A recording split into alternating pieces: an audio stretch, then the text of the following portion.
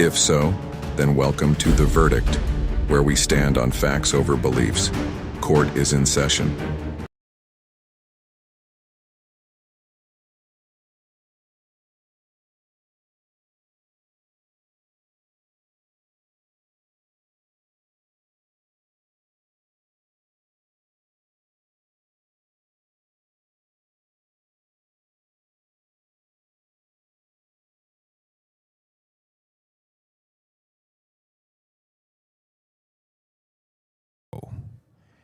There we go.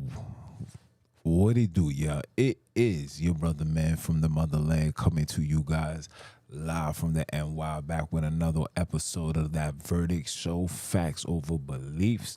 I am your host, Honorable Judge Jones, the NBIC. And of course, you know I represent that R.O.D. Want to give thanks and honor to the ancestors. Want to give thanks and honor to the creators. Want to give thanks and honor to my fellow YouTube family, my comrades, all those that's been supporting, all those that's been leaving feedbacks, all those that's been with the get down. And if it wasn't for you, there would not be no me. So round of applause for that.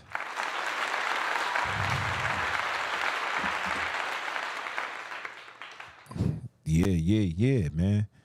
Hope you guys had a phenomenal week, man. My week was crazy.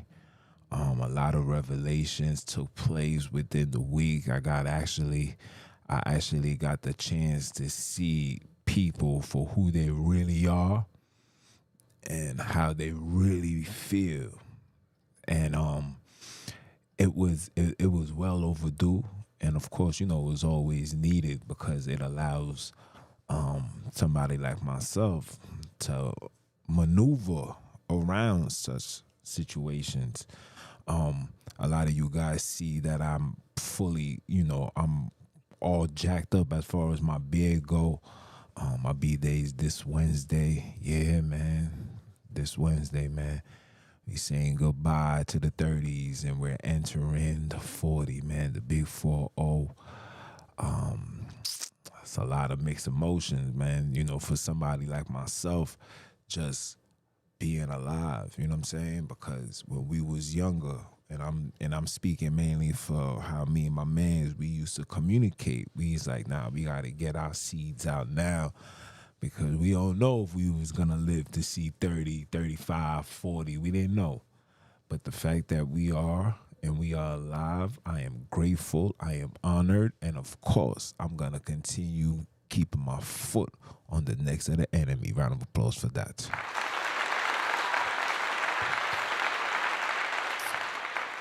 Yeah, man. So next week, Saturday, the verdict might be early, might be late, might be Sunday. I don't know. You know what I'm saying? I don't know. I don't know what I got planned.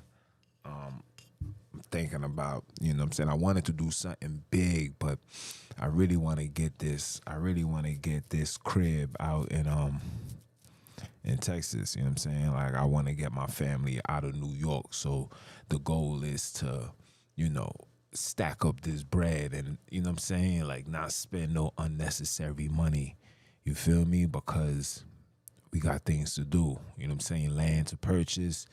And of course, for me being in New York, I want to be away from the confinement. Like, you know, New Yorkers don't have no escape. Like, for example, if you guys see the movie 21 Bridges, when they shut down the bridge, everybody was stuck. And I can't live like that. You know what I'm saying? So the goal is to get up out of New York. Hopefully we can do this by, you know what I'm saying, by December. December is literally the goal. Is have everything by like August, September, October, and by December start, you know, speaking to these realtors and put down this bread and hopefully, you know, get up out of here the way we supposed to. But that's neither here nor there. We're going to have a phenomenal one for you guys that have Hebrew Israelite family members. For you guys that believe you a Hebrew Israelite. I want to give you guys quick documentary, and shout out to the Historia Africana, right? For these individuals for putting this phenomenal work together. Basically giving you guys the origin of this Hebrew nonsense. And again, I call it nonsense because it doesn't stand on absolutely nothing. Everything that it stands on is either a copy and paste or a story that was written that can't be proven. And on today's, the verdict, we're going to show you the facts and minimize disbelief and throw it out the window, because we are living in those times, people. We are living in those times. I seen somebody try to give us the 12 names, the 12 children of Israel, and again trying to associate it with El Kebulan. And I mean, it's beyond mind-boggling, right? And the person that's doing it, and this is no disrespect, but the person that's doing it don't even look like an El Kebulan, bro. And it's frustrating that we are allowing individuals to navigate our minds and literally direct our direction in far as where we supposed to go as individuals. But I'm going to play this video for you Hebrew Israelites. We're going to put an end to the mockery. Again, a lot of times I will be popping up because of educational purposes, for the copyrights. It's all a lot of foolishness, right? So I will be popping up so you guys can see it without a shadow of a doubt for yourself. And when we're done with the video, please leave your questions, leave your comments, however you're feeling. And if what you're seeing is not true to you and you believe that it's hypocrisy in whatever nature, then please provide us with your sources, okay? And I just want to give you a reminder that I myself used to think I was a Hebrew Israelite. So you cannot bring forth the confusion doctrines like I'm some Christian. Just know that you're talking to a very elite individual when it comes to this Hebrew stuff. I read the Dead Seas, okay? I read the book of Josephus. I read the book of Enoch, okay? I read every book you can imagine. I've read the Apocalypse of Paul, the Apocalypse of Peter. I read these things. So there's no coming with this, with this approach to try to convert or trying to minimize what I'm saying like I'm a Christian. So I just want you guys to know that. So we're going to watch this video. Get your popcorns. If you got a gavel, get yourself a gavel. You guys will be seeing this on the screen a lot. Okay? You guys will be seeing that. And you guys will be hearing this. Are you dumb? Are you dumb? Are you dumb? Are you dumb? Okay? You guys will be hearing that a lot. So without further ado, guys, let's start with the video. This video is not an investigation of the authenticity of Black Hebrew Israelites or an attack on Abrahamic. And again, this is not an attack on the ethnicity of the Hebrew Israelites. Why? Because no Black Hebrew Israelite can prove that they are the remnants of the children of Israel. You can't prove it. You can't. So if you're unable to prove it, just know that this is not trying to go against your ethnic beliefs. This is just to put closure to the confusion, the origin of such religion. Let us continue. Religions, Judaism, Islam, and Christianity. We are not here to question anyone's faith.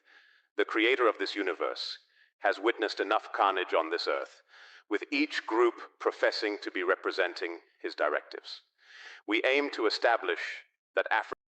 Now, all those wars, all those lists of wars of the Crusades, this is all the wars that took place to indoctrinate people into following this Euro-Christian ideology.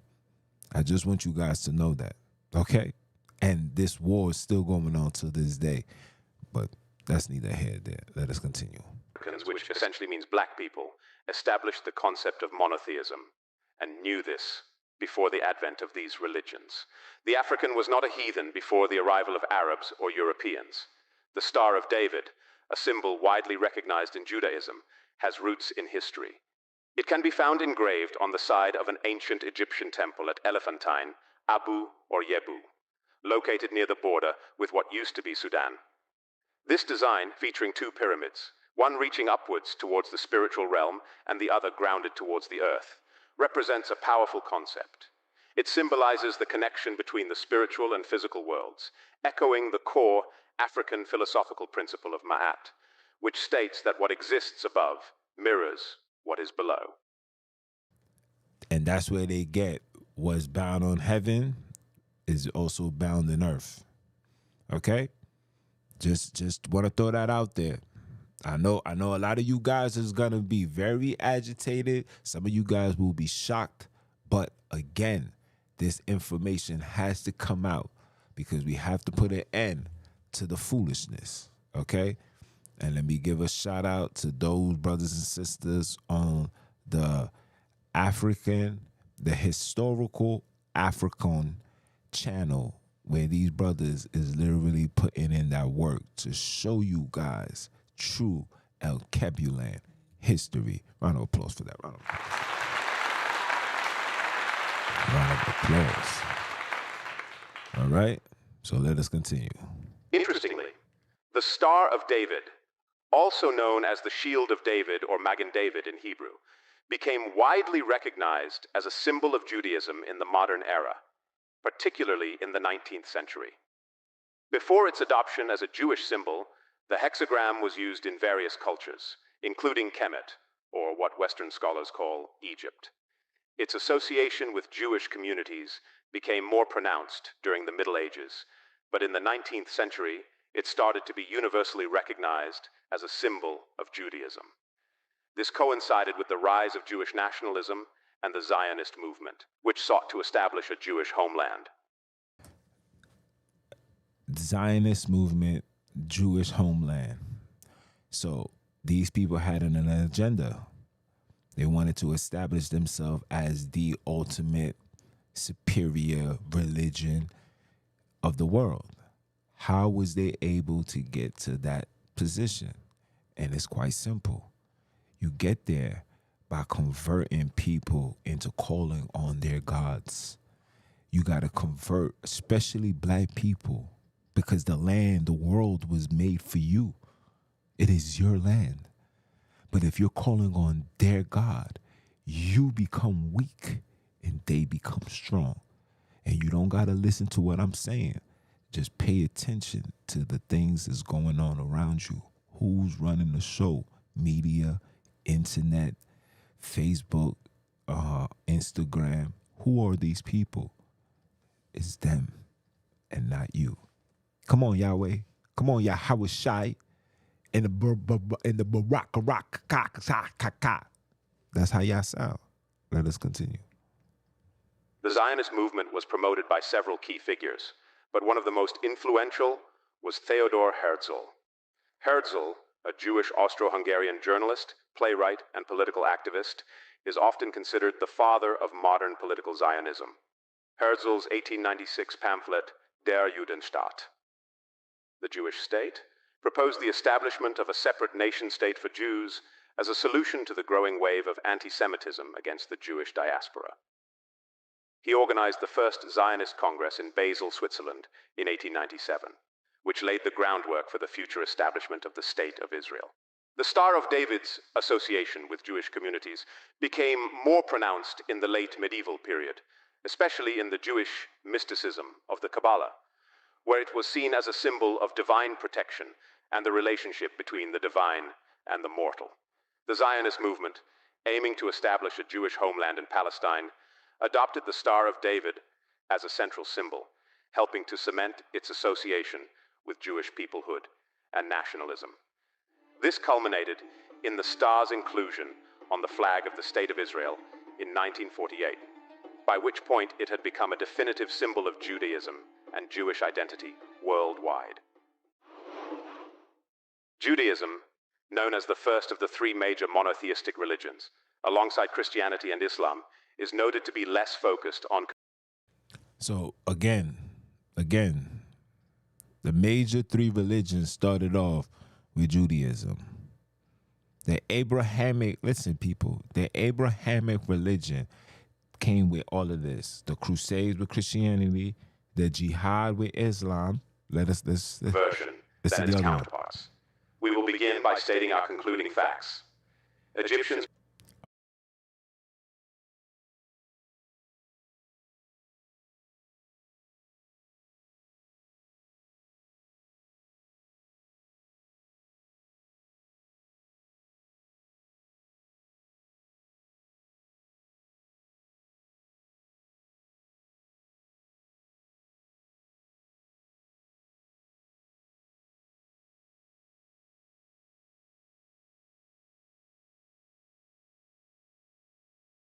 I cannot stress this anymore. They came into your space with this, people. Okay? Amen. Amana, the one God of Africa, imagine in his male form temple of the Hatshepsut, I don't know, the Hatshepsut, whatever. But the moral is, and even with this, they're gonna say some things that I'm totally gonna disagree with. One of those things is they told you that monotheism started in Africa. No, monotheism started in Egypt. The Egyptians wanted to worship one God. The Pharaoh put it in the creed to have the people worship one God. Okay? They did that. Wasn't us. We don't know what this is. Okay? Let us continue. Believed in one true deity, Imana. They circumcised their male offspring and referred to their writing system as the words of the creator of the universe. Who were the original Semites, and where did the term come from? Semites. That's the original name, not Shemites. It's Semites. Let us continue. Were Africans really idol worshippers before the establishment of Abrahamic religions? A revealed religion is one believed to come directly from a divine source, rather than being based on human observation of nature and the universe, like natural or animistic religions often termed as pagan. Judaism is considered the first of such monotheistic and revealed religions, claiming to originate from the moment the Creator first communicated directly with humans. This foundational event sets Judaism apart as the faith of a people chosen by the Creator to spread his message to the world, embodying the idea of being the chosen people. This concept of divine selection is central to Judaism and unfolds in three key stages. The initial meeting and covenant between Abraham and God, symbolized by circumcision. The delivery of divine laws, Torah, to Abraham's descendants through Moses, including commandments and regulations. God's ongoing guidance and intervention in the lives of his chosen people through direct actions or messages delivered by prophets and angels. Judaism emphasizes divine involvement in human history, inviting scrutiny of these beliefs through historical and scientific research. However, the concept of monotheism, as well as practices like circumcision, predate Abraham and Judaism, with roots in African traditions. So it predates the Abrahamic religion. So that means that Kebulan people, the Kemetic people, was doing this way before the existence or any story of Abram ever existed. And you can find these documentations, man. You just got to do your homework, because they're not just going to let you know where it's at. And I'm not about to go sit there and dig deep down this rabbit hole, because I've been there and I've done that. Some of them is saved in my archives. But you got to do the due diligence and seek this wisdom, people. You have to seek it. You're waiting for people to develop, to bring forth information. When you have a brain, you have internet access, you have a phone, and you have a heart and a soul. It's your obligation to hear information and do the due diligence to ensure that this information is accurate. Don't listen to me. I tell you guys this all the time. Do not listen to me. It is up for grabs. You have to do your homework for the sake of your children, because this knowledge that you're retrieving, you must pass it on to your children so your children no longer can be deceived and confuse Hebrew Israelites. Okay? Let us continue. According to Sheikh Anta Diop in Nation Negre et Culture, such ideas were present in Egypt and Sudan long before the emergence of Judaism, suggesting that monotheism was not a novel concept introduced by Abraham. Imana or Amen, recognized as the singular deity of Africa, is depicted in various forms, including male, as seen in the temple of Hatshepsut, and both feminine and masculine representations. Both masculine and feminine reputations. You see, they're going to tell you it's monotheistic, but there's some level of a pack, of a unity between male and female, because that is the divine order. Again, people, monotheism never came from Al-Kebulan. This is European people, the Greeks, the Romans, whoever, following the ways of Egyptians, the Kemetic people. Let me stop saying Egyptian. The Kemetic people. There was in your land taking your information, said, yo, we should govern the entire world like this. And this is what we have now. Okay? Just want to throw that out there. Let us continue. This depiction is found in the Louvre Museum. The evidence suggests a singular, encompassing deity rather than a pantheon of gods and goddesses. There's a perspective suggesting that the Western and Semitic portrayal of ancient Egypt as polytheistic was in part an effort to align with the narrative of Abrahamic religions. Additionally, again, polytheistic religions and traditions was the things that we've done long ago. It is part of your culture. You can't find a single Al-Kebulan, and I'm talking about the ones that has not been compromised. You can't find a single Al-Kebulan religion or belief or spirituality, however you want to call it, that can do what? That can show no proof of female existence. All of them do that. All of it. There's not a single spirituality that does not have the divine order. Now, the male might be masculine, superior, but the female presence is very much there. And you can look these things up. Let us continue. Evidence of circumcision, a practice later adopted into Abrahamic traditions, dates back to ancient Egypt, well before the arrival of Semitic peoples. This is illustrated in the tomb of Ankh-Mahor, a high official during the reign of Pharaoh Teti, around 2345 to 2333 BCE. So just seeing that alone is the reason why we as individuals have to question the doctrines that's given unto us. For your Hebrew Israelites, explain this. Because this is something so sacred that you have to do this in order to receive the covenant. But yet people was doing that way before. They was doing that way before this covenant of Abram to the so-called children of Israel ever took place. And then if you ask them to explain this, we'll leave it as that. Indicating that such rituals were practiced in Egypt several centuries before what will later be known as the Semitic entry into the region. The word hieroglyph originates from Greek, translating to holy writing or sacred engraving. However, did you hear that? Did you hear that? Translated into holy writings or sacred engraving. That's what the hieroglyphs means. So that means that these people knew exactly what they was doing when they was in those tombs jotting things down. They know what's going on. Trust me, they know what's going on.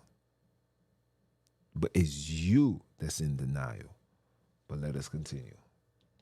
The people who created these symbols referred to them as Medu Necher, meaning the words of God, or God's speech. This highlights an understanding of divine communication long before the advent of Judaism and its holy scriptures. In African tradition, God, known as Imana or Amen, who remains unseen and does not speak directly to humans, communicates through the natural world and the cosmos. It's believed that deciphering God's messages requires a scientific approach, which is why hieroglyphs incorporate elements from nature. Before the story of Abraham and the founding of Judaism, the concept of a single, all-powerful God was already present. The depictions in the Pyramid of Kemet, some of the oldest religious writings in existence, support the idea that early civilizations had notions of divine laws and communication from a supreme single creator of the universe. And that's the law of Ma'at, where you guys so-called claim your commandments come from.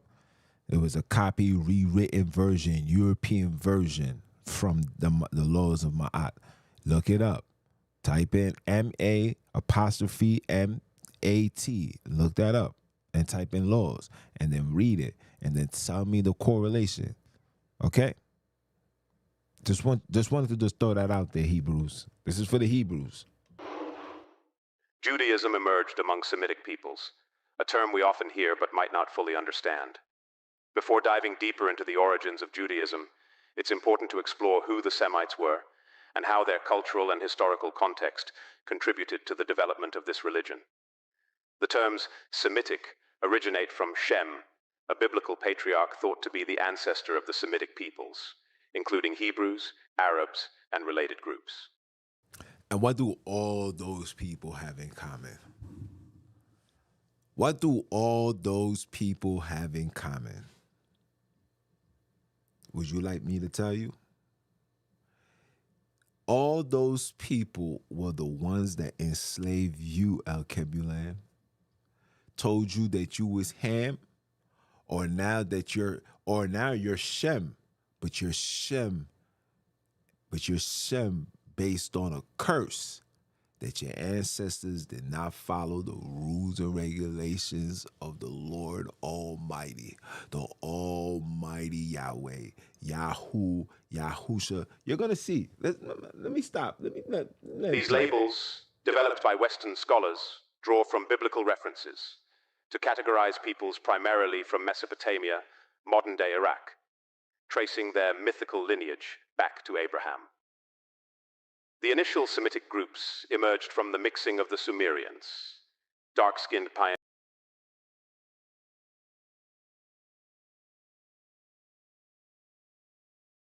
The original Semitic people are from the Sumerians. It kind of makes sense. Sumerian, Semitic. It kind of makes sense. That's very interesting. Let's see what else he got to say.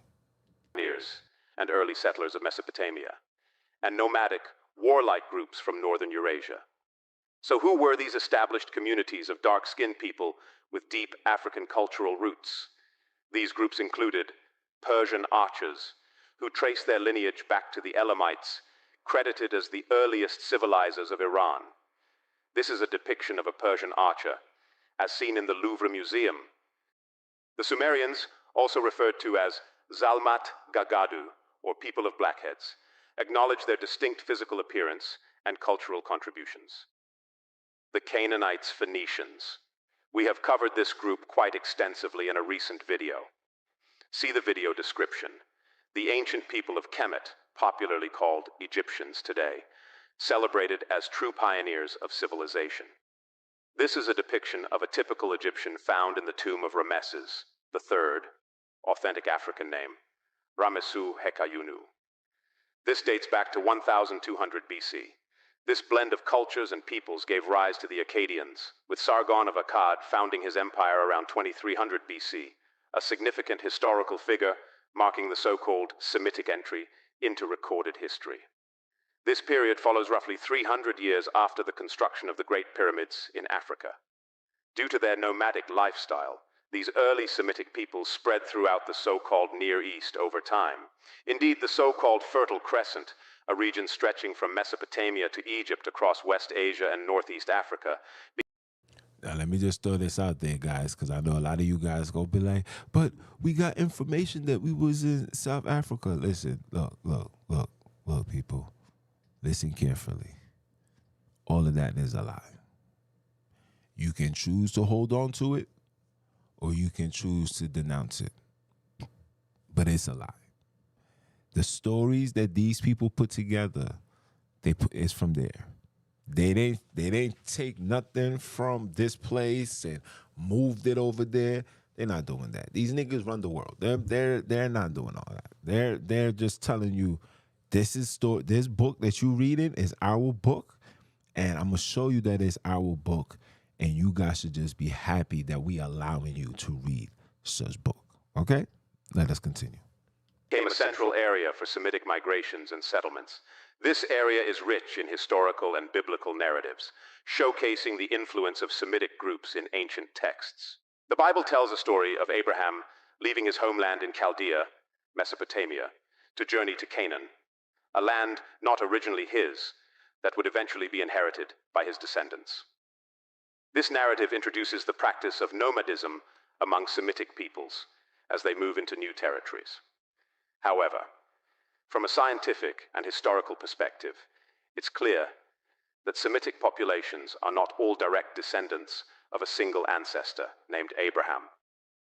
As these groups spread out, they encountered a variety of influences and experienced different destinies, leading to the emergence of diverse Semitic populations with distinct identities and histories. These Semitic groups, from their earliest days, interacted with the civilizations of Sumer, Canaan, and Egypt, regions heavily influenced by African cultures. The Bible acknowledges these interactions, depicting waves of nomadic Semites settling in Canaan, where they encountered the original inhabitants, sedentary black Canaanites with close ties to Egypt, who had lived in the area for thousands of years before the Semitic migrations. Many Semitic nomads from Mesopotamia ultimately made their homes in Canaan, drawn by its relative prosperity, and described biblically as the land flowing with milk and honey. Others continued on to Egypt, a major center of the African world in antiquity. The African world of the ancient Near East, particularly under Egyptian influence, interacted with these Semitic newcomers. Egyptian texts often referred to the various Semitic groups collectively as Asians, reflecting a broad category rather than specific ethnic or national identities. The term Asia, now used to refer to the continent, actually comes from an ancient Egyptian word that meant the East or Eastern to our ancestors. So when they referred to Semitic groups as Asians, they were simply indicating that these people originated from the eastern regions. These eastern groups, or Asians, were known by various names depending on the context, including the Amu, the Shasu, the Heka Kasut. The Shasu. The Shasu are the Semitic people. Euro-Asians are the Shasu people. They are the ones who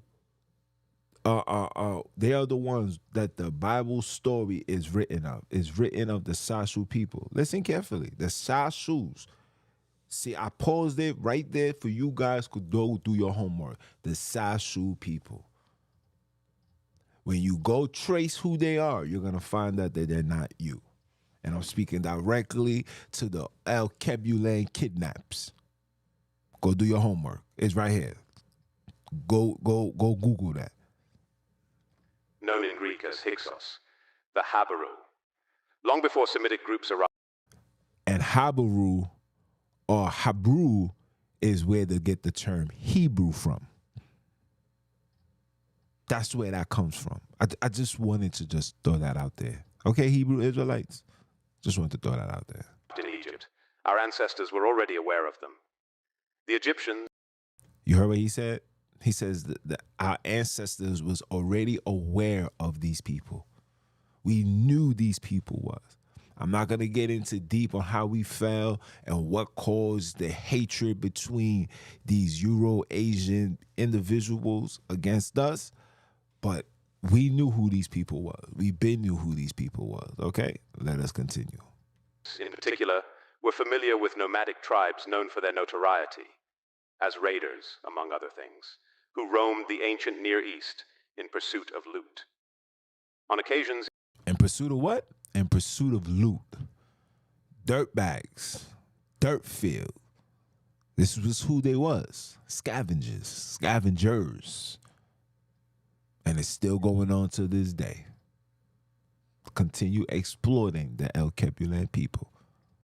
Egypt would step in, especially in Canaan, to quell any raids or unrest these groups caused. In the tomb of Khnumhotep II, an authentic pharaonic fresco dating back to around 1900 BCE documents the first official entry of a group of about 40 Semites into Egypt, led by their chief. Again, the 40 Semites are your Euro-Asians, not the El Kebulan, coming into our land. Okay?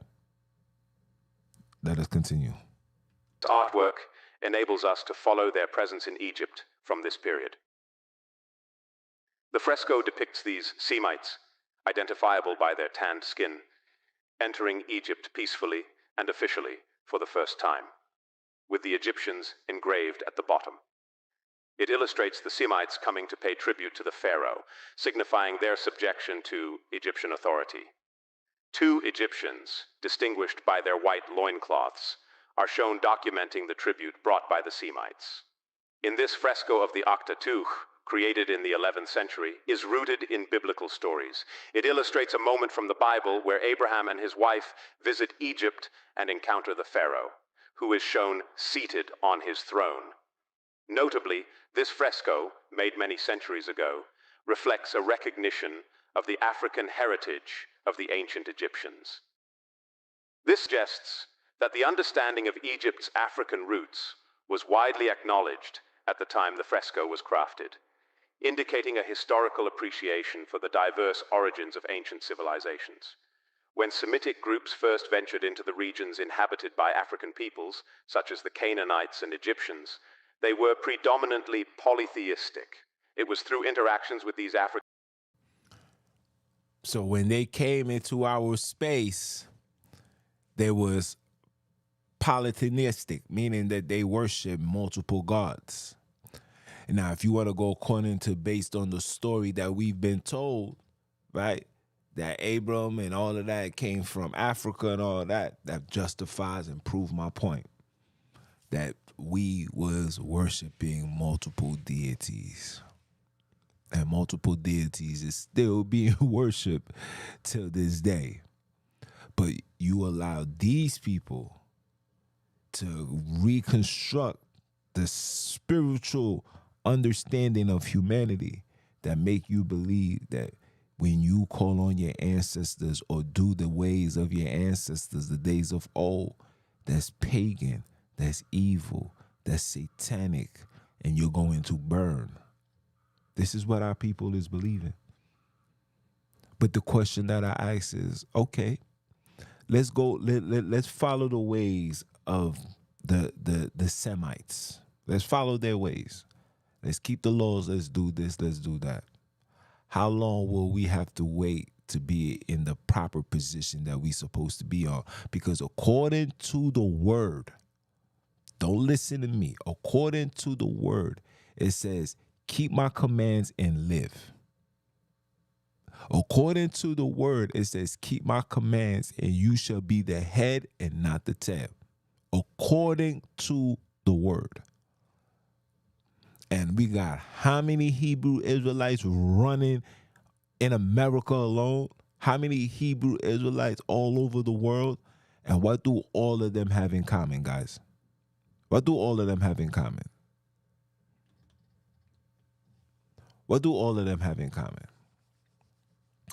Every single one of them, all they do is complain, cry, and look forward to Jesus' return to bring wrath upon the people that did such so-called atrocities to. Newsflash. The Jesus that returned, that we looking for the second return, is the Jesus ship that brought us into these areas and disappeared. Now we're looking forward to this Jesus ship arriving to bring us back home to the motherland. We're waiting for it. I'm here to tell you, keep waiting. Just keep waiting. I'll leave it as that. African communities that they were introduced to monotheism and its associated practices.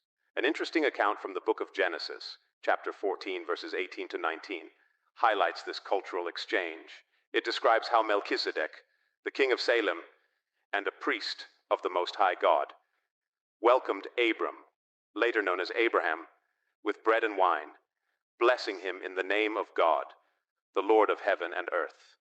This encounter is crucial because it shows that Melchizedek, a Canaanite king, was already a follower of monotheism before Abraham's arrival in Canaan, the land that would later become known as ancient Palestine.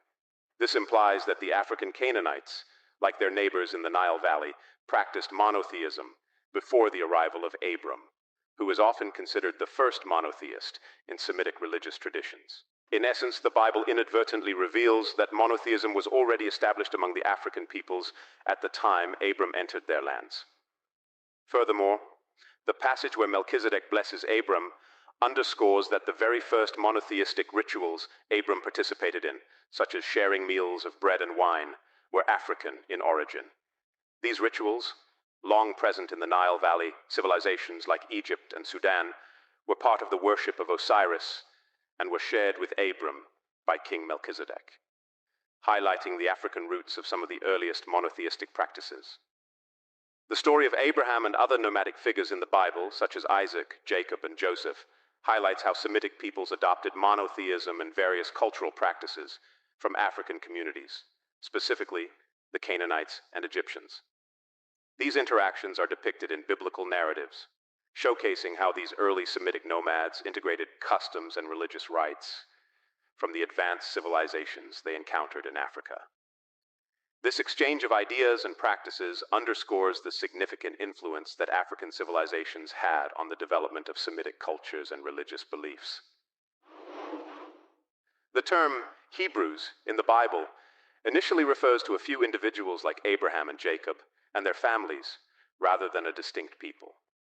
When these patriarchs and their groups arrived in Canaan or Egypt, they were not enslaved, and the concept of a Hebrew people developed over time.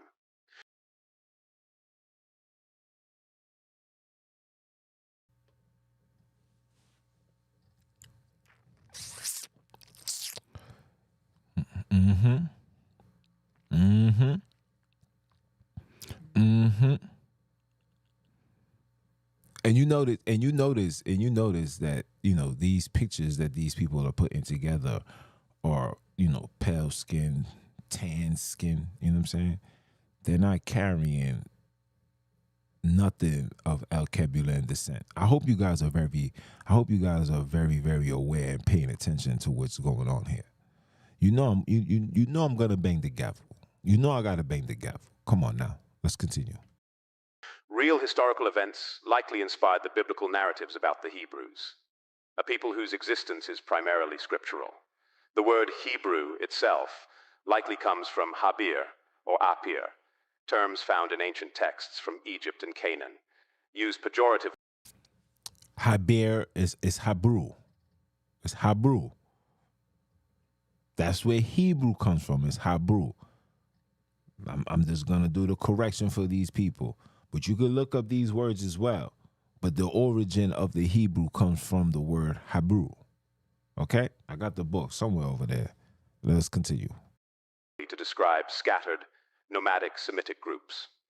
These terms did not originally refer to a distinct people or a language. The story of the Exodus, as told in the Bible, where the Hebrew people escaped slavery in Egypt and journeyed to the Promised Land, lacks historical evidence.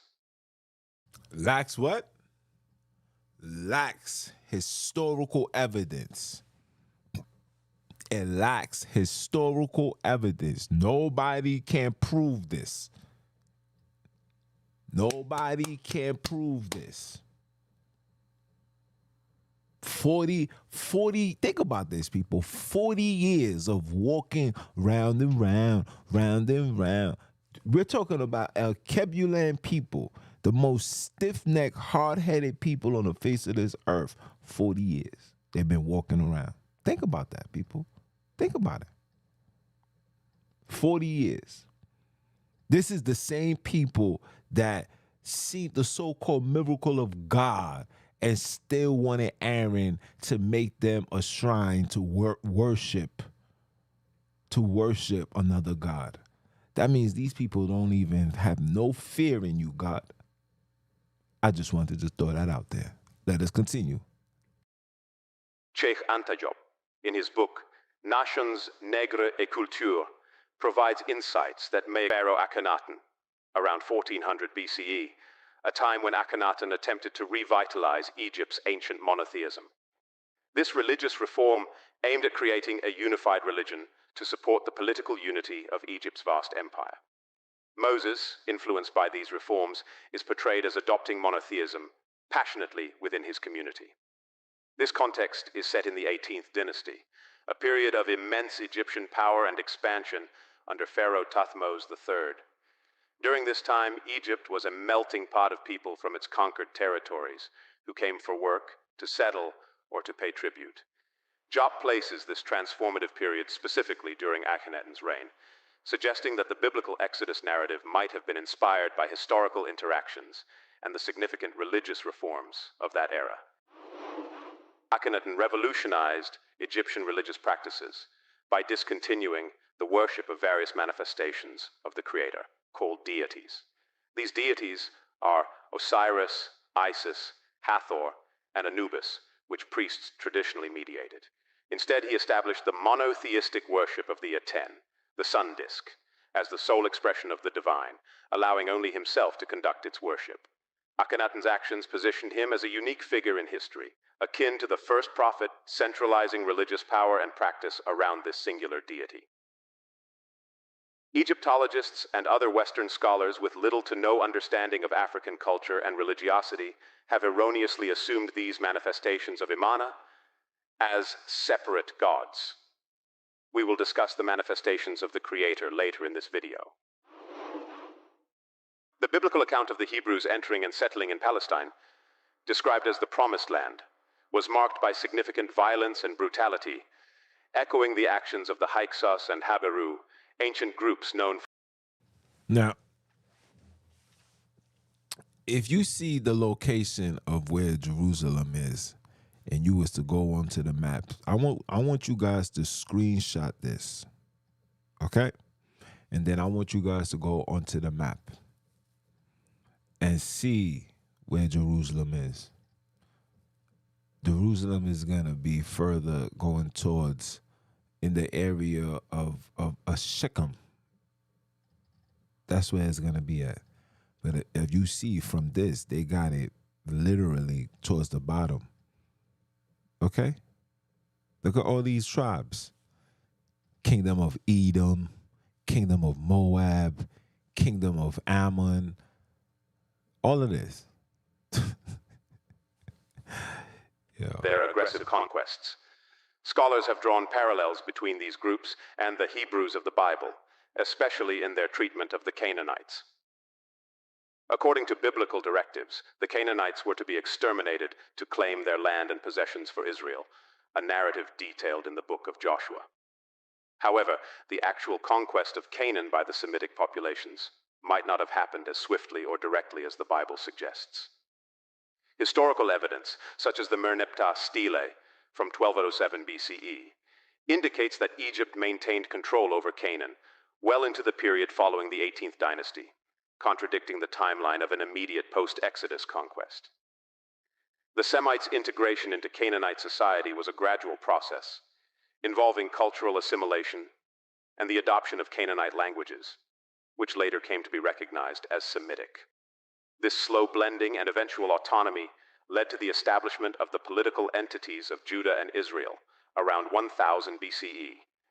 These developments occurred in the context of regional shifts, including the decline of traditional powers like Egypt and the arrival of new groups such as the Sea Peoples, shaping a complex and evolving landscape in the ancient so-called Near East. The emergence of Judaism and its foundational texts can be seen as a response to political upheaval and the need to unify a people with a shared history, ideology, and laws. As the Assyrian and Babylonian empires overran the Canaanite region, previously protected by the declining Pharaonic Empire, the Semitic kingdoms of Israel and Judah were destroyed in 722 BC and 587 BC, respectively. This led to the dispersion of the Semites and the legend of the lost tribes of Israel. Upon their return to Canaan, these communities sought to reconstruct their nations and identity. The creation of Judaism as the religion for this nation, along with the drafting of holy scriptures, served as the foundation for rebuilding. Now, I got a question. Now, there's absolutely no record of you know the so-called Israelites after like fleeing Babylon, fleeing Samaria, like after being under their rule, they don't give us a transition. Like even if you read the Biblos, they don't give you the transition. It's like we just went from one captivity and then the story is over and then you go to the book of Daniels, now we're in another captivity. I'm just saying. There's no records, information that shows, the exiles, us running. And if we exiling, where did we exile to? Where did we go? Where? Because if we're a particular group of people, I'm sure it's not hard for us to be seen. And if you're claiming that we're Hebrew Israelites and we're not Africans, so then where did we run? Where did we run since we're doing exile? Where did we run to? Where did we exile to? Huh? Just a question. The Hebrew Bible, or Tanakh, was crafted during this period, encapsulating the nation's history, laws, and religious beliefs. This project aimed to foster a sense of national pride and identity by introducing concepts such as the chosen people and people of God. Scholarship attributes much of the work on the Hebrew Bible to Ezra, a priestly scribe, who is credited with compiling these narratives and concepts. Despite the absence... So he was credited for narrating. He navigated this foolishness, Ezra.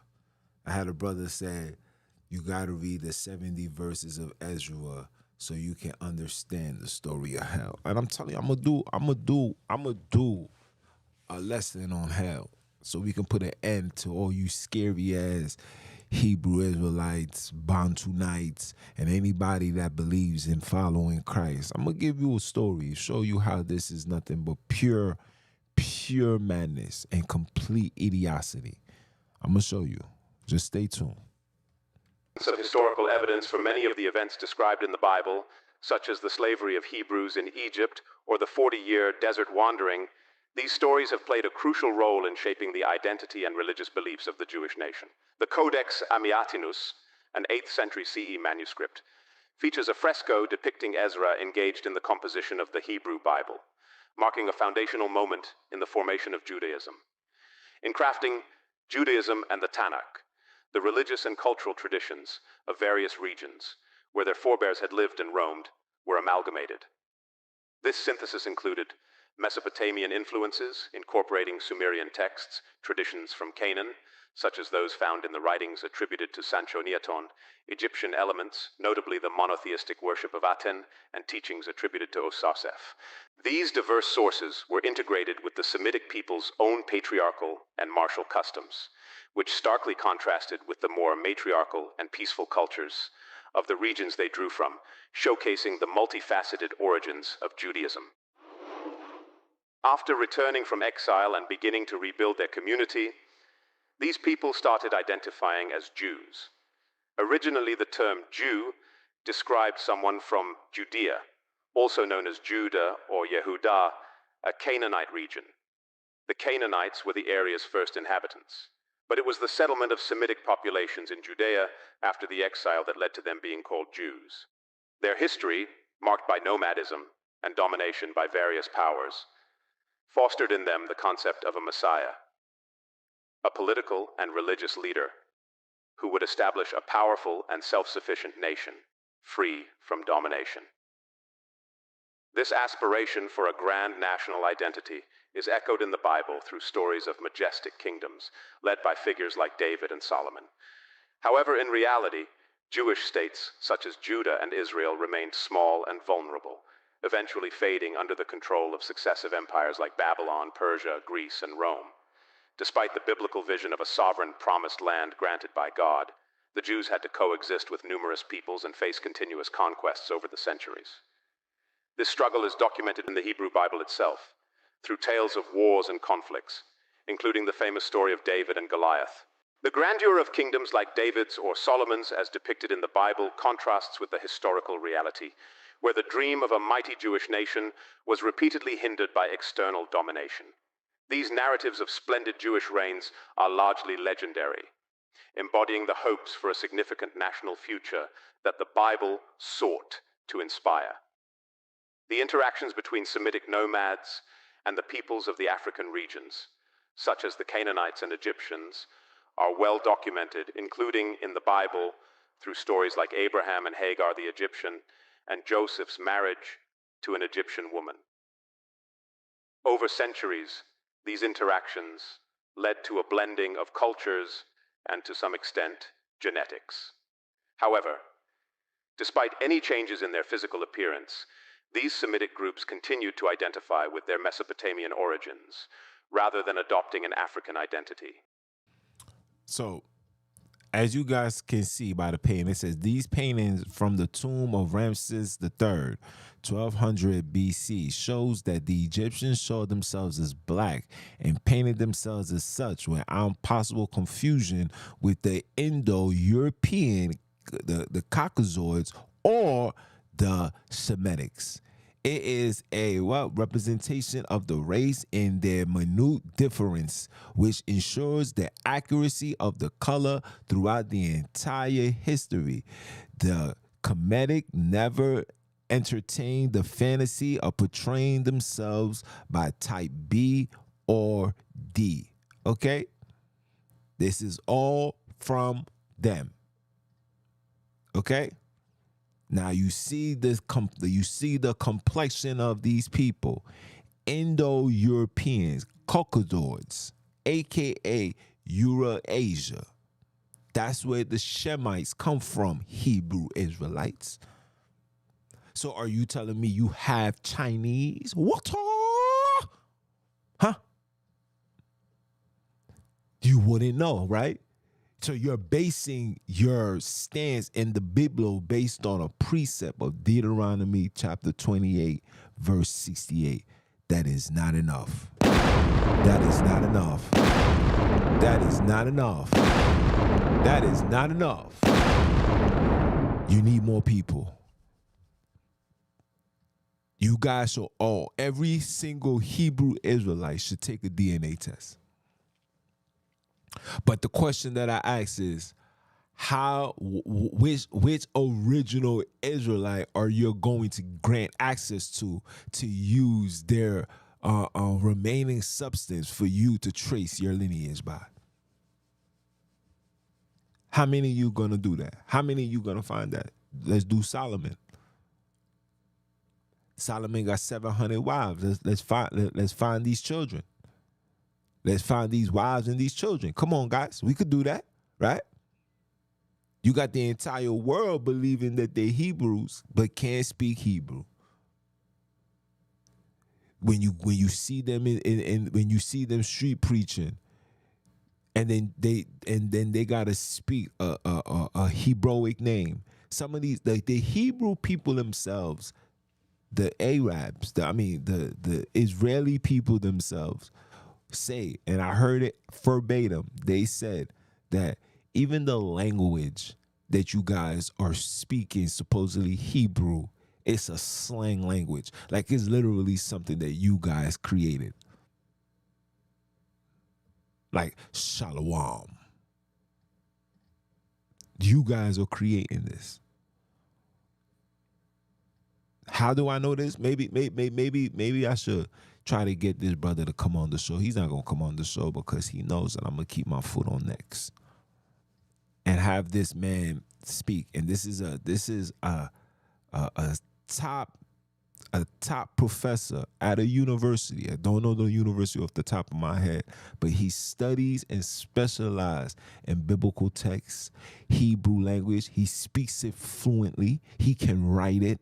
And he's telling us, that the things that we're singing is completely off. What is a shalom?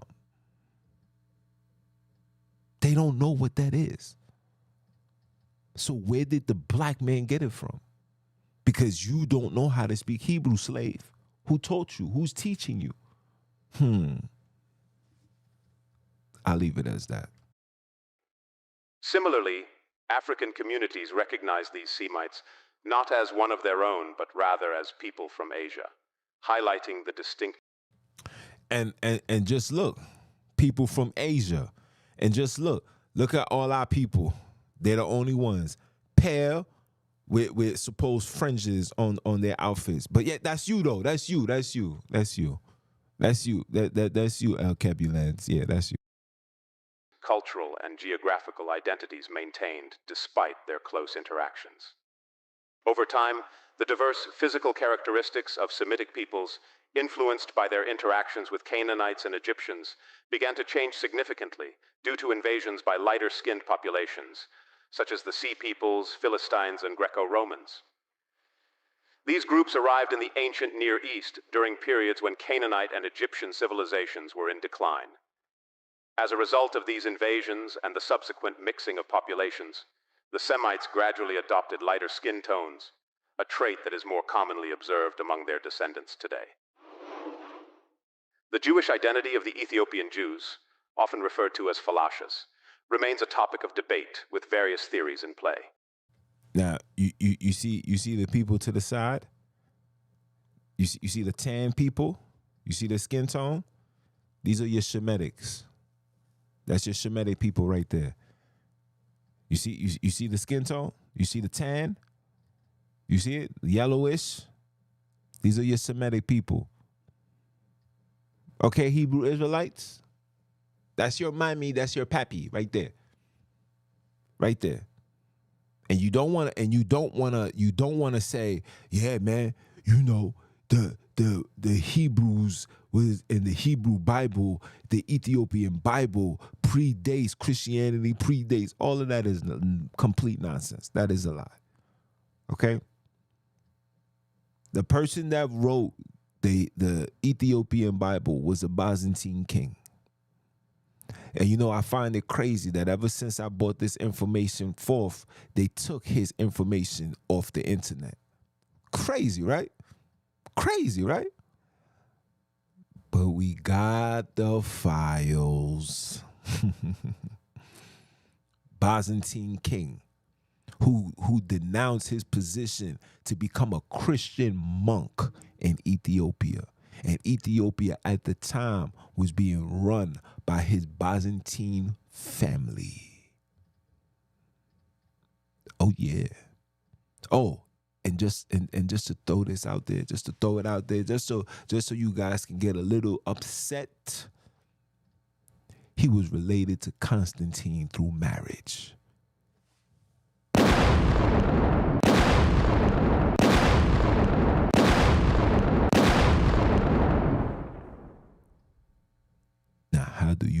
those apples. Let us continue. Ethiopia itself has been at the center of discussions about its connections to Judaism, partly due to the legendary tale of Solomon and the Queen of Sheba. While the Bible recounts a meeting between these A story that can be proven, can be documented. Where is the royal priesthood, the continuous priesthood of this so-called situation? I'll wait for it. When you find it, put it in the chat or something. Put a link to it into the chat so we all can look at it together. I'll wait for it. figures. It doesn't detail a romantic relationship, a narrative that was later developed in the Ethiopian text, the Kebra Nagast, in the 14th century. Some scholars, like Professor Jean-Charles Couvi-Gomez, suggest that the Ethiopian Jews might trace their lineage back to ancient Egyptians, who followed the monotheistic Aten cult under Pharaoh Akhenaten, whose religious reforms influenced early Judaism. Again, religious reforms, okay? They wanted to have one God, one worship. That was put together by the Pharaoh. One God, one worship. Again, people, we did not do monotheistic. We came into those areas polyfied. You're very polygenic. We was out there dealing with, we knew what this God was, we knew what that God was, we knew the God of the sky, we knew the God of water, we knew the God of trees, we even knew the gods of the season. Oh yes, we have gods of the seasons. There is a God for the winter, there's a summer God, there's a fall God, there's a spring God. There's a lot of these things that we don't know. Why we don't know? Because of this ideology. Let us continue. Connection could account for the ritualistic similarities between Ethiopian Jews and other Jewish communities. Shlomo Sand proposes another perspective. Like, look at that. Look at that. You telling me that this is what we was doing? You telling me that this is what we was doing? Why he look like the same dudes that be standing on the wall? He got the same thing on the center of his forehead. Because the Ethiopians had a mission. Don't you know that Ethiopia and there's another country are the only two countries in Africa to never be colonized? They consider it the free state. Make that make sense. Make it make sense, please. Make it make sense. The free state is what they call those areas. Let us continue. Viewing Ethiopian Jews as having converted to Judaism at some point in their history. Genetic studies support the idea that they are ethnically Ethiopian with no external origins. This discourse emphasizes the notion that while cultures and beliefs have been shared and adopted. And if you look at these people, just look at these people. These are Arabs. Just look at these people. Just look at these people. Just look directly at these people. These are Arabs. This is not El Kebulan people. This is Arabs. This is Euro-Asia. Remember, the man that wrote the Ethiopian Bible was a Byzantine king. Where's Bosnia located at? Yeah. Let's look at these people. Just look at them. They look like they own 3, 4, 5, 6, 7, 8 gas stations. La, la, la, la, la. Bang the gavel. That's all you can do is bang the gavel. Come on, guys. Come on, Hebrew Israelites, talk to me. Across different peoples and regions throughout history, the fundamental identity of African communities, including their monotheistic beliefs centered around the deity Imana, is rooted in the African continent itself. Africans should stomp out the erroneous Western belief that we were idol worshippers before the introduction of Abrahamic religions. Creation reflects the capabilities of the Creator, showcasing a vast diversity from plants and animals to humans, indicating the Creator's multifaceted potential. This diversity points to the Creator having various aspects or forms of existence and action, These various forms include roles as the master of the universe, the ultimate creator, a parental figure, the sovereign of time and eternity, the embodiment of power, love, truth, and justice, among others. For example, the manifestation of divine love is likened to the maternal affection of Isis for her child. When embodying truth and order, the divine is referred to as Mat. The aspect of wisdom or knowledge is represented by Jehuti, Thoth. These manifestations, known as deities, are not separate gods but different aspects of the same divine essence. The Creator's androgynous nature, encompassing both male and female, explains why these divine aspects are depicted in both masculine, example, Osiris, Anubis, and feminine, example, Isis. Thus, because we knew that the divine order of just the universal law is male and female. It's male and female. You can't have one without the other. There's not a place on this earth where you're going to have one without the other. The Biblos even show you can't have one without the other. Remember, he created Adam first. We're going according to the scriptures. He created Adam first. And then he looked at Adam because he seen everything. Everything was being fruitful and multiply. And he said, according to the Biblos, that a man should never be alone. That means that the universal order has always been male and female. But we're gonna talk more about this creation, and I'm gonna show you the contradictions and the lies within that. That's another topic. But today we're going to continue telling the facts about these Black Hebrew Israelites. Come on, Hebrews. Come learn your history. when expressing concepts like love, light, truth, or judgment, our ancestors would invoke deities like Isis, Ra, Ma'at, and Osiris, respectively, as manifestations. And they will do that respectfully. You know what I'm saying? They'll reach out to these deities, right? This is the information that's being given unto you by those that study the Kemetic, understanding. But what I want you guys to understand is there was already a huge civilization taking place out west, down south, out east. There was already a bunch of people already civilized doing what they doing, worshiping their deities. Remember, El Kebulan is so big. There's so much different versions of gods and understanding. Just like now you got people saying Ulamari, Modimo. You got all these people saying these things. Different gods. This is why, out of respect for them, you have to say the creators.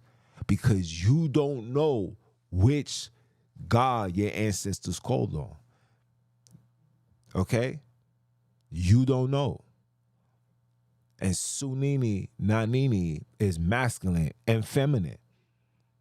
Don't let nobody tell you anything different, bro. It's a divine order. Masculine, feminine. Sunini, Nanini. Sunini being superior. Nanini, Nana, Mommy, Grandma. That's her. That's where that comes from. Okay? I showed you guys information over and over and over and over again. I had people bring out books like, yo, yeah, what you saying is truth. So you know what I'm saying is truth, but yet you still calling Sunini, Nanini, the father. Why? Because you're following the ways of the Sashu people. That's why. Let us continue. Of the one divine principle, Amun, meaning hidden. This approach underscores the belief that the divine, in its enormity and mystery, cannot be fully comprehended or directly worshipped in its entirety. Therefore, rather than direct worship, our ancestors chose to honor the divine through its known aspects and manifestations, dedicating temples and rituals to these forms.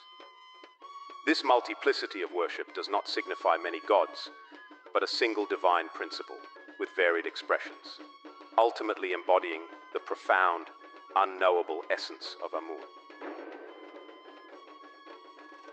Until the lions have their own historians, So, I definitely want to give a shout out to the Africana, Historia Africana's channel. Shout out to you guys. Round of applause.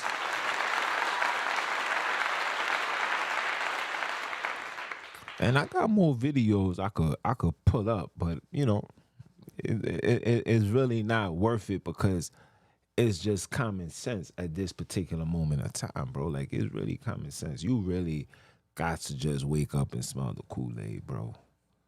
Now, again, to correct the videos, and a lot of these individuals are just gaining information from the oppressor, okay?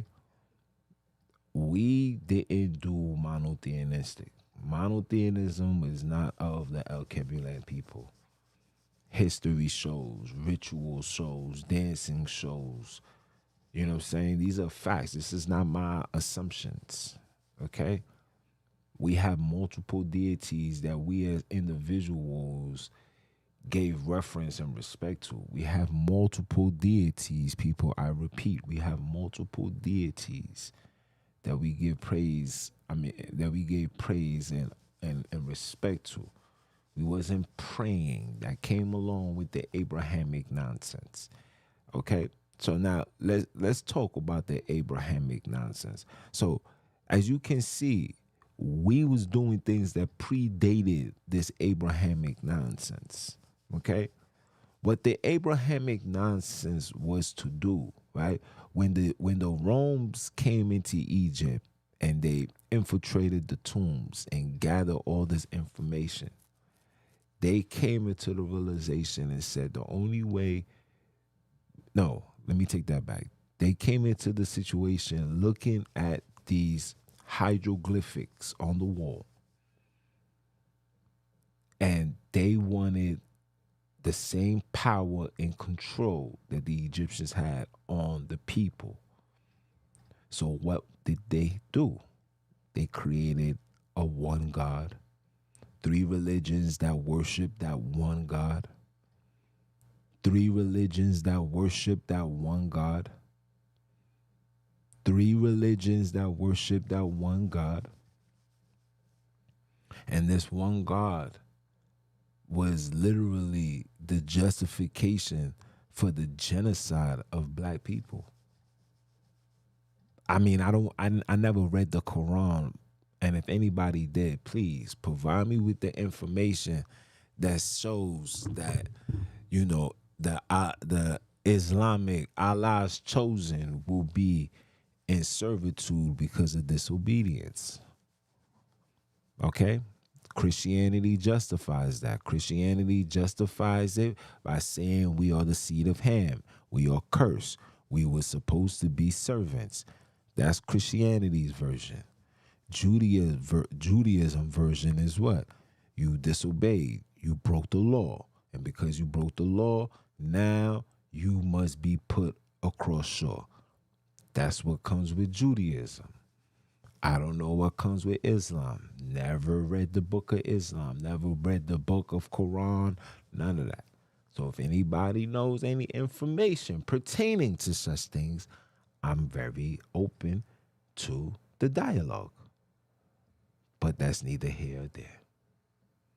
So my Hebrew Israelites, your entire existence is from a story put together by the Sassus, the Semitic people, or your Euro-Asians. So are you saying you Euro-Asia?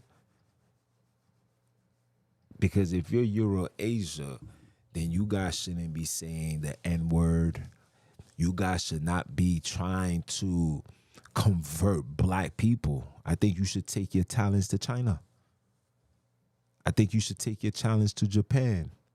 Maybe you need to take it to South Korea or Thailand. Those are your people. Those are your 10 people. It's not us. It's not us. I've been trying to tell you guys this. This is not us. This entire thing was given unto us by them. They gave us a list of gods that we can choose from. They gave us a list of precepts that we can choose from. You seen it from the beginning. The Zionist movement. These same Zionist people were the ones that was teaching William S. Crowdy and Frank Cherry, because them two guys are Freemasons. One was part of the Black Boule, which is William S. Crowdy, and the other one made it to what they call it, the Knights Templar. That's Frank Cherry. They had so much faith in Frank Cherry because he was a quick learner, fast learner. He learned things like this, snap of a finger. Frank Cherry. And then you get William S. Crowdy. Now, these two individuals had a dream that they was the Hebrew Israelites. But according to Ecclesiasticus, let me pull it up. Hold on. Let me pull it up, guys. Let me pull it up.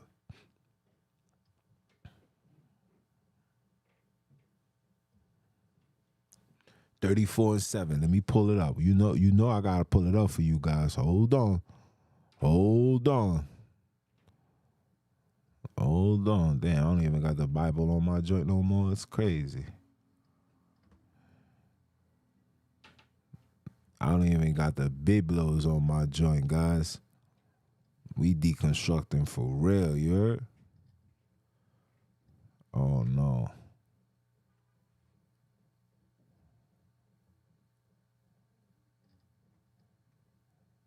Hold on. Oh, there we go. Let's pull it up. Ecclesiasticus, guys. Ecclesiasticus, guys.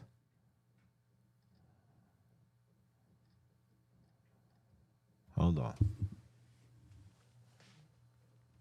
Ecclesiasticus, guys.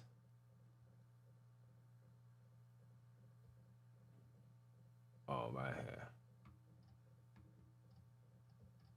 There we go.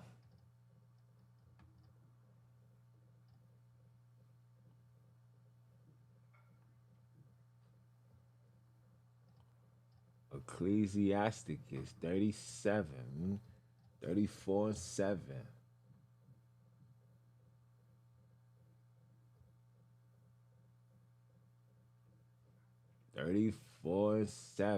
Right here. It says, for dreams have deceived many. For dreams have deceived many, and they have failed that put their trust in them. You right. William S. Crowdy had a dream, and it failed us. We put our trust into this Hebrew stuff, and look where it got us. Look where it got us. A bunch of black people arguing about the sword that was literally used to decapitate your people. Literally. We all here arguing. And we're saying, for the dreams have deceived many and have failed that put their trust in them. It says the law should be found perfect without lies, and wisdom is the perfection to a faithful mouth. Wow. So the law should be found perfect without lies. So why did you lie and allow David to, or should I say Joshua, to go into a land and violate, and you take this entire land for yourself? And the gold and the women. You said that any woman that has not been touched, you can keep. That means they was going inside homes, seeing, women married with children, and they was killing them. But the little 13, 14-year-old little girl,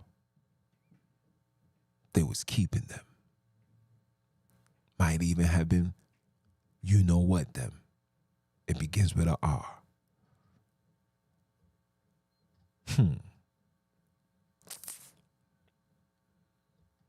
Yeah.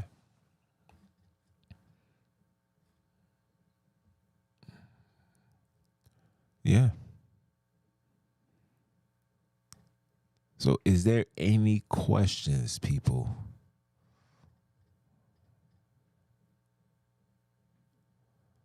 Is there any questions? Of course you was thinking they look like Arabs, sis, because these niggas is Arabs. You feel me? They come from that. Listen, look, people, look. Everybody you see sitting at that UN table are related, okay? Anybody you see sitting at the UN table is related. And if you see black people there, they are the ones that's a part of their agenda, the compromise, the deception, the misleading, the confusion. It's them. It's as simple as it can be. The Byzantine king. The Byzantine king. And it's time for us as colored people to get over this hump. Now, if you want to go look into Semitic studies, by all means do so. If you want to go into Semitic studies, by all means do so. Me, on the other hand, I think I need to focus on West Africa because that is a given fact on where my ancestors come from. So I got to go look through that. I got to look through that. Not everybody came from South Africa, people. Not everybody's ancestors was calling on Sunini Nanini, bro. Respect your ancestors. You don't have enough information to say that is the name your ancestors was calling on. You don't know. You got to call on the names that's going to give you strength and power. But if you calling on the name and base the name on the studies that's going on in that book, then you lost already. Because the creators never, and I repeat, never, ever have any association with the Bible. Absolutely not. Think about that. You telling us our El Kebulan, you telling us that our El Kebulan creators is promoting genocide on innocent children? That is not our creators. Our creators wouldn't have to do that to prove a point. Think about that. Our creators would not tell Joshua to go scope the land, covetous this land, grab everything, and bring the diamonds and golds to me. Your God said that. So now our creators need objects. What are he going to do with it? He's going to put it on his back. He's going to wear it around his neck in the sky. It's like, come on, people. Your Savior said out verbatim, this is the kings of kings, Lord of lords. All knees shall bow. This man told us to render Caesar's what is Caesar's. This is a man that's coming from above. All authority, all the power. And he said, render Caesar's what is Caesar's. Yeah. Some of you don't even know that Jesus, first of all, the story of Jesus come from, there's a book out right now called The 16 Saviors. Get that book. It's like $20 on Amazon. It's called The 16 Saviors. These are 16 individuals who have the same manuscript as Jesus. Like verbatim. Verbatim. Okay? It's called The 16 Saviors. Read it. Okay? So the story goes that your Savior told you to render Caesar's what is Caesar's. You guys don't even know that Jesus was a boss. Jesus had an accountant. Jesus had the money holder. Jesus was only dealing with prestige men. And that's why the people was following him. Because nobody's going to follow a broke individual. Yeah, it sounds good, but the way you look like a bum. I can't follow that. They was following Jesus. Jesus was riding around in a donkey in those days. Now, a donkey in the days of Jesus was literally like driving a Rolls Royce. Your Savior was doing that. When your Savior had 5,000 breads, they said, yo, this is going to take a month of wages to feed these people. A month of wages. How you know how much you making in a month? How you know how much you making in a month? Are we not going to expose the foolishness that's going on around us? Are we not going to question the information handed unto us? But everybody's quick to question Junes. Prove your works. Bro, you can't even prove where Abram is buried, but you want me to prove the works. Why don't you say that to the oppressor? Because one thing for certain, two things for sure, your ancestors were saying, we good. But your ass is saying, I want it all. I'm good. But good in a way of, give it to me. Please feed me this literature. Because we're going to uncover truth. Truth from who? Truth from where? Truth from who? Truth from where? How can you expect these people to bring forth truth to you when out your own mouth you said that these are the people filled with lies? You gotta make that make sense. You gotta make that make sense.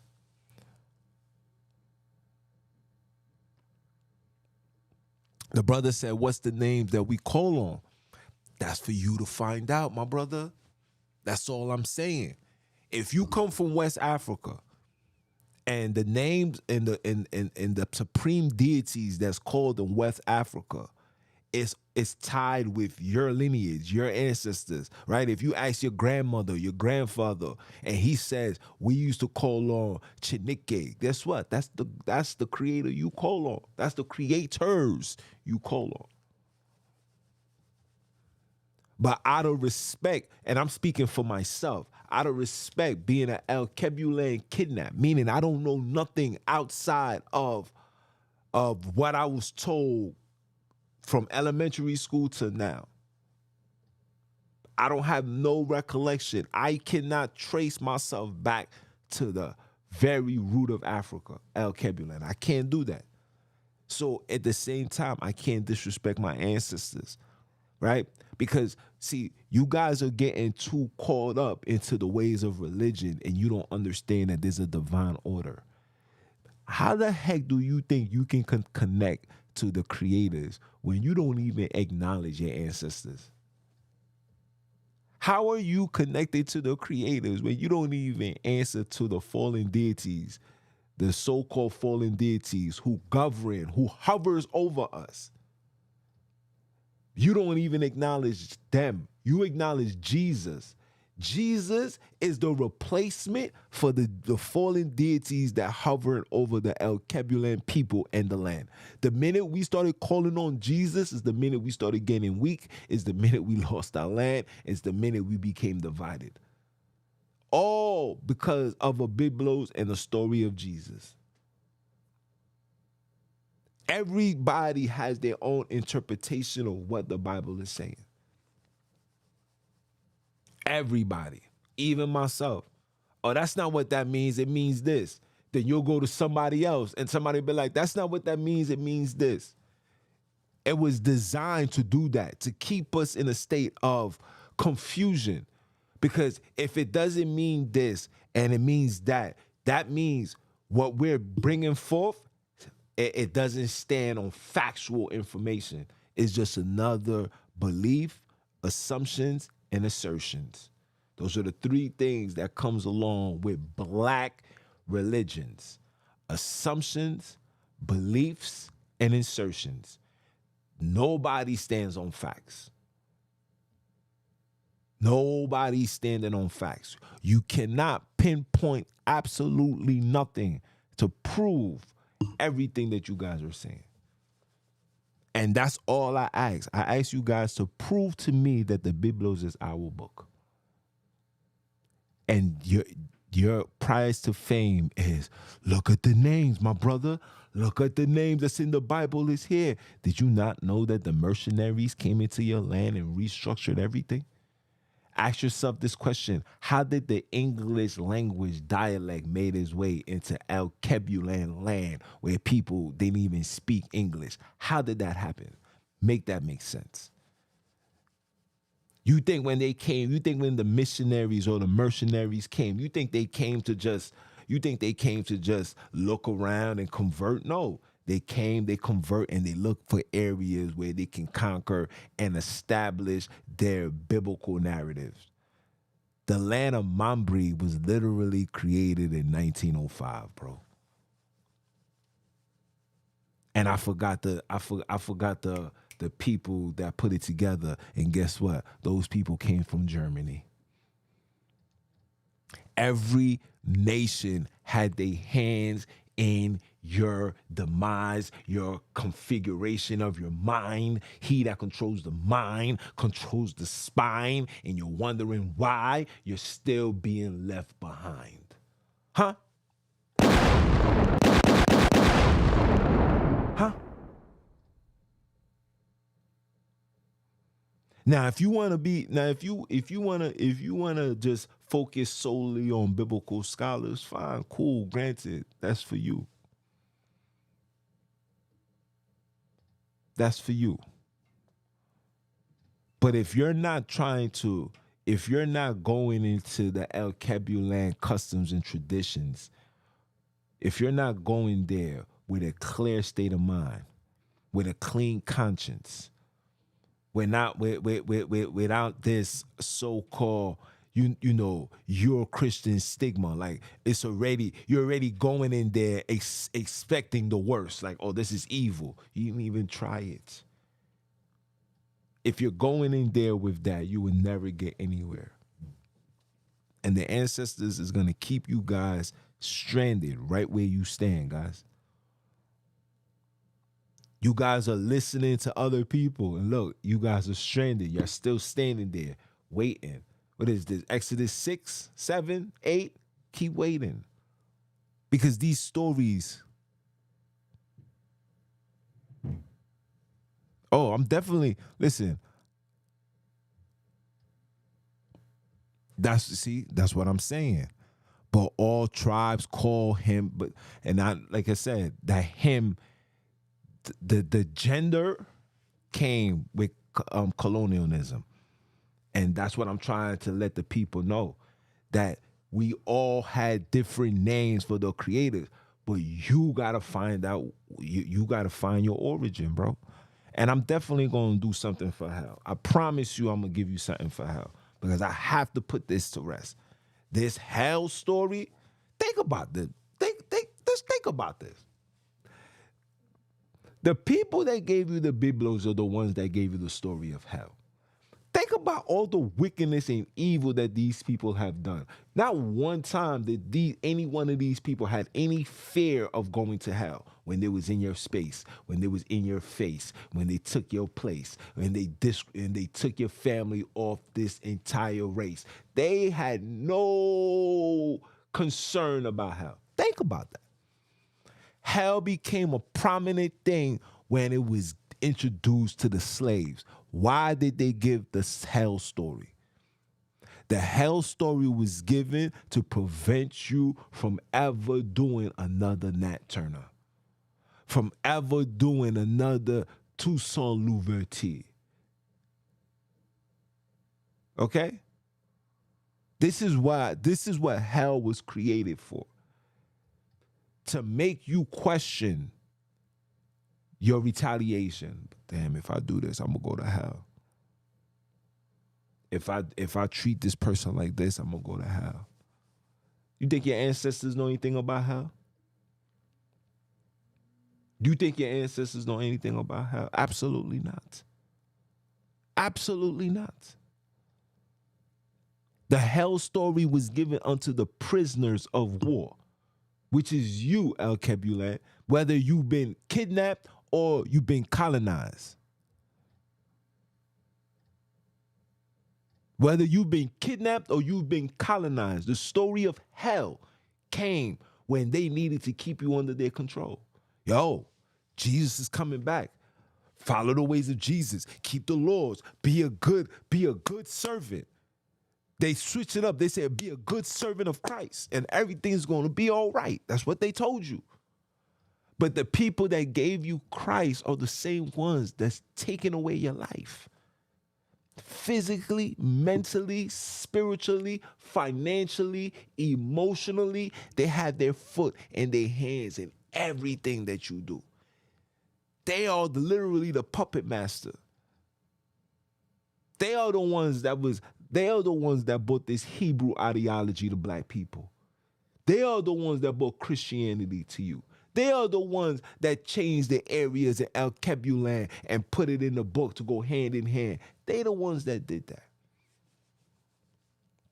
Because they know as long as you are invested into their indoctrination, I don't care what they telling you. That's their doctrination. You're learning Euro-Christian ideology. You have absolutely no connection to El Kebulan. They're doing these things are intentional. They're controlling the chessboard, people. They are the ones that saying, oh, I want to move Junior here, or I want to move Black Girl Magic here, or I want to move African Brother of Light over there. They're controlling. But the point I want you guys to understand, while we're so invested into their literatures and their writings and their stories, why don't we have that same energy for our own? Why you determined to read the Dead Sea Scrolls to prove a point, why don't you give that same energy to El Kebulan studies? Learn about Ogun. Learn about O'Shea. Learn about voodoo. Learn about these things. Who told you it was wrong? Who's telling you that it's wrong? Because it's not the El Kebulan people. It's not the ones that's doing the practicing. They're not telling you it's wrong. And of course, you can take something like that and make evil out of it. I can take a car right now and put a seatbelt on and do 100 miles per hour, crashing and running over everybody. That's wrong though, right? So what that means, so if I decide to wake up and want to buy a car, oh, my brother, don't drive those cars, man. It's evil, man. It's evil. How you know it was evil? Yo, look, man, I read it on the news feed. I read it, bro. It said that black people that's driving these cars, they're going to collapse. They're going to crash. They're going to die. They're going to do this. They're going to do that. But then I ask, where did you get this information from? Who's printing this for us? Who's putting it on the internet? Who's controlling the narrative? Is it me? Is it us? Or is it them? And if it's them, then how can you tell me that we're going to justify what they tell us? You know why you're going to justify that? Because you is nothing more than a happy, homegrown slave that loves the fact that he's a slave, that loves when the master gives the slave some mental treats. That's just what it is. You guys love being slaves. You guys love being under their control. You can't see yourself. You can't see yourself in a position of power. You can't see El Kebulan people being great. You can't see the things that we've done in humanity. You can't fathom to see that being great. You can't. Because this ideology was created for you to never see anything outside of you being great. If it's black, it's whack. If it's white, it's all right. Even when you read the scriptures show you the evil. And then the devil was in all black. And then when I look into my left, I see the light in all white garment shining from, come on, stop.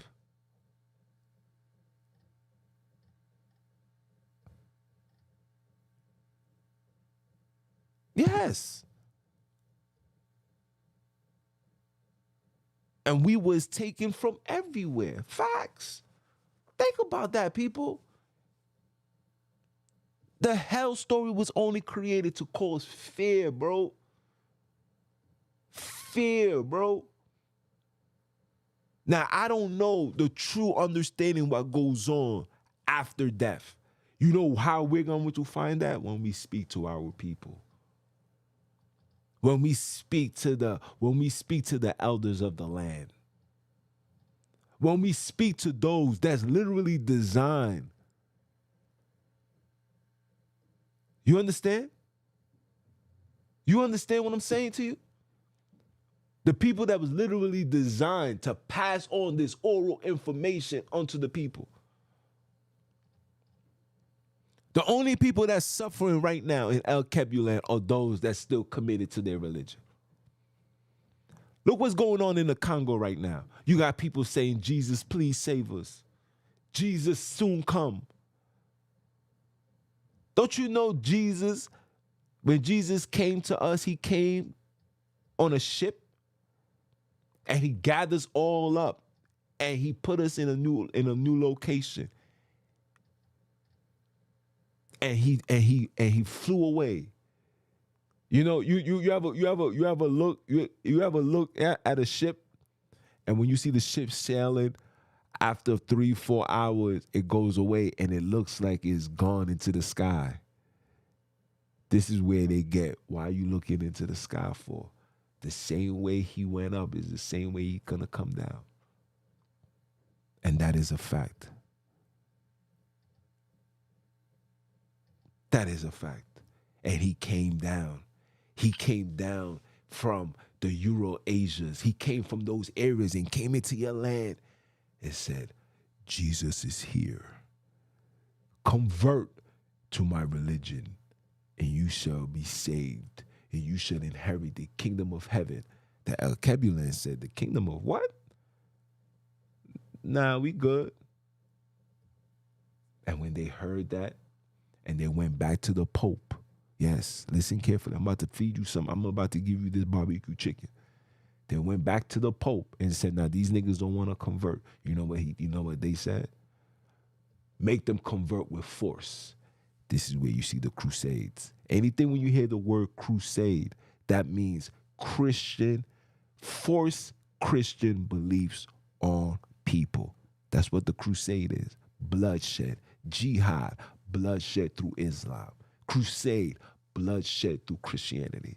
Now, why would the word of God need his word to be given unto the people by force? Why? And according to him, according to the Bible, if you do not subscribe, then you die. Why they in the earth just pick up and club over these people? Why didn't it? Huh? Why didn't they? Why didn't God, oh, you don't want to follow me?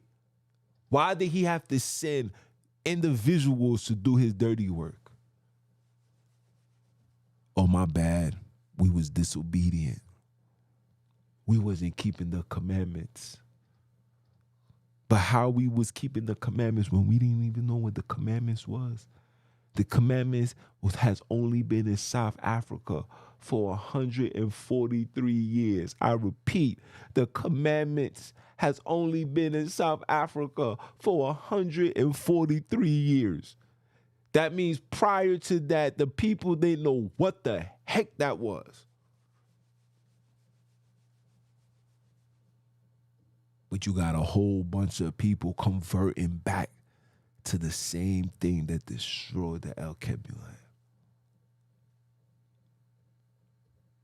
But the ancestors is waking up, people. They waking us up. They talking to us. You guys know what I'm saying to be factual. But like the brother says, the story of hell got you shook.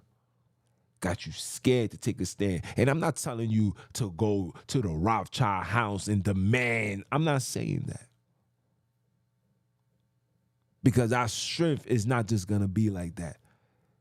You have to study the ways of old. And I'm going to study my ancestors, which is the Haitian. Sapa say, wa pose mon Haitien, right? To all my Haitians. I'm going to follow the ways of old. And they was calling on the Alkebulan deities for aid and support. And when we call on, and it's a lot of things that we got to do. We got to connect back. Being in America prevents us from doing that. We don't go by the lake and speak to the lake and rise the water. You have that power. You're not gaining energy from the trees. Whenever you're down and you are upset and you angry, hug a tree. I know it sounds far-fetched to believe, but hug a tree. Hug a tree and see what the universe will do for you. If people knew that there would never be such thing called depression, the heck is that? Hug a tree. Hug a tree. But the problem is you guys cannot see the greatness of yourself. You must measure who you are from the eyes and the writings and the teachings of the enemy.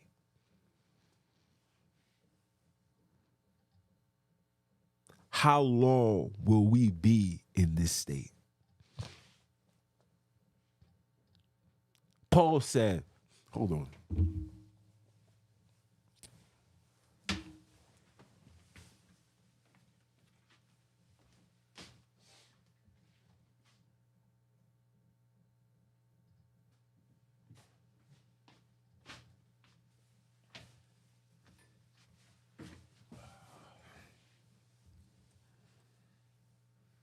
All this talking, guys. All this talking. Paul said, listen carefully, people. Paul said, when I was a child, I thought of a child, I did childish things. When I became a man, I put away childish things. So the question that I asked for my Alkebulan is, why haven't you put away religion?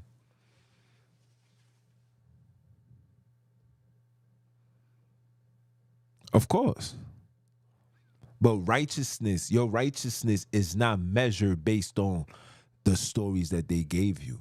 Righteousness is following the divine order of humanity, the universal laws. That is righteousness. That is righteousness, universal laws. This is an example of a universal law. You're minding your business, you're walking, and you're going through your day, and you see a bunch of people disrespecting or violating your fellow sister. You stepping up to that and say, yo, whether it's good or bad, the outcome or whatever, that's righteousness. A righteous man is somebody that stands on their business, put family first. You know what I'm saying? Love their children. You understand? That is righteousness.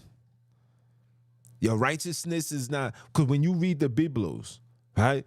Like I read, you know, the dreams. Let me pull it up. Let me pull it up again. Hold on. Where is that? Let me pull it up. right? It says, for the dream have deceived many, and they have failed that put their trust in them, right? And then the next verse says, for the law shall be found perfect without lies, and the wisdom is perfection to a faithful mouth. This is what they tell you.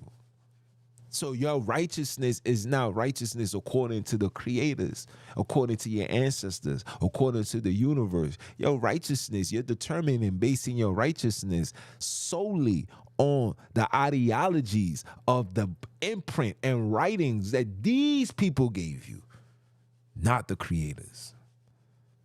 Sunini Nanini did not write his name inside this book.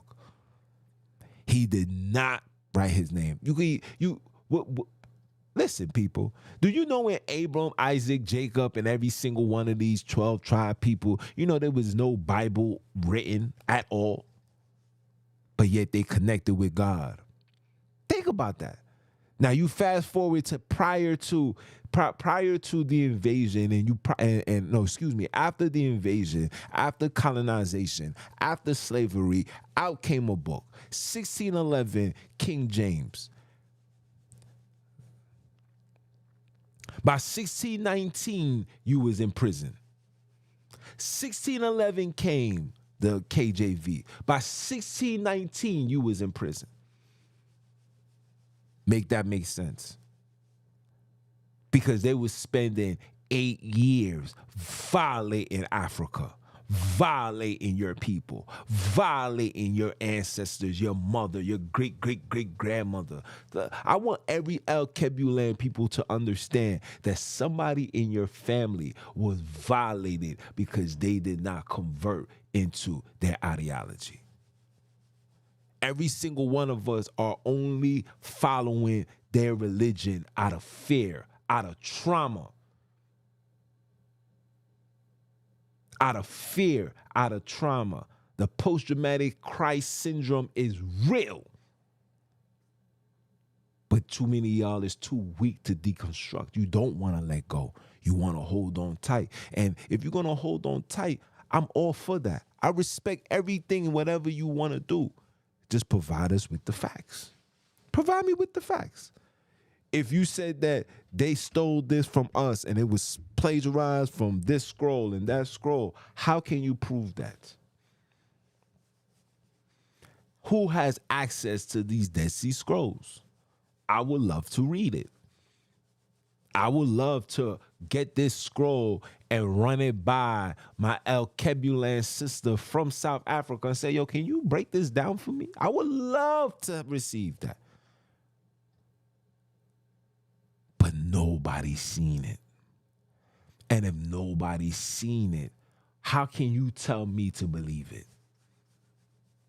Then it goes back to religion. It's based on faith.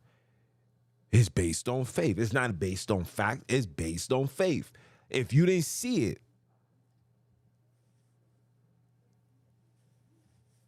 yeah, I got the book of Proverbs.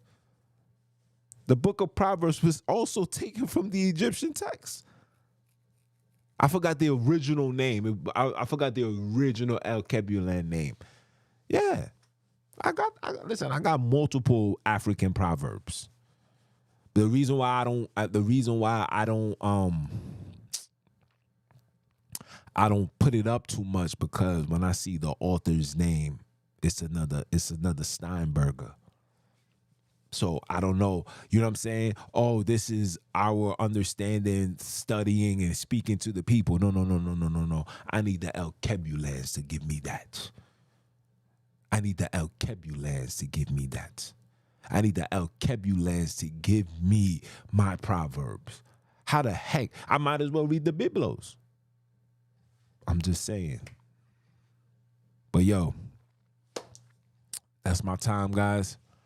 I know I've been here a little too long. I appreciate you guys pulling through. Again, this is for the Hebrew Israelites. Miss us with the nonsense. If you're going to stand on this nonsense, please provide us with the facts. Don't give me no, oh, of course, sis, of course. Why not? Why not?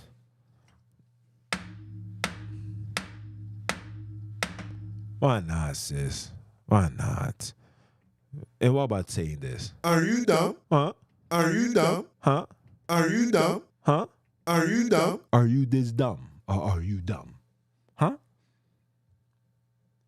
That's all I'm saying. For anybody that's gonna take this and watch this video and say, Jones, you don't know what you're talking about, or nah, I'm gonna continue reading my Bible, that's fine. That's fine. Do that. But just provide me with the facts, because I want to be where you at. I want to be spiritually uplifted just like you. But just provide me with the facts. Because I'm not about to get dressed and fly to go to a ball and I'm going to be standing there by myself. Or go there and people's going to say, why are you so overdressed? Well, who told you to dress like that? And I'm going to say, well, according to this precept right here, it says no, we're not doing that. And that's just me. That's just what I'm saying. So for anybody or anyone, if what I'm saying is inaccurate and is not true,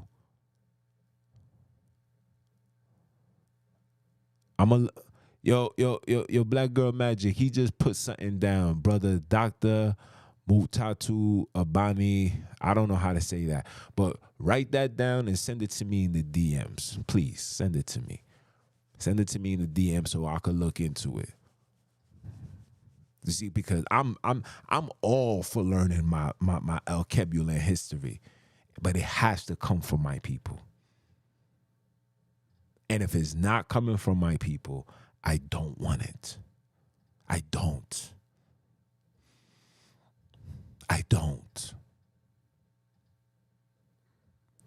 This is the rise of the El Kebulan people.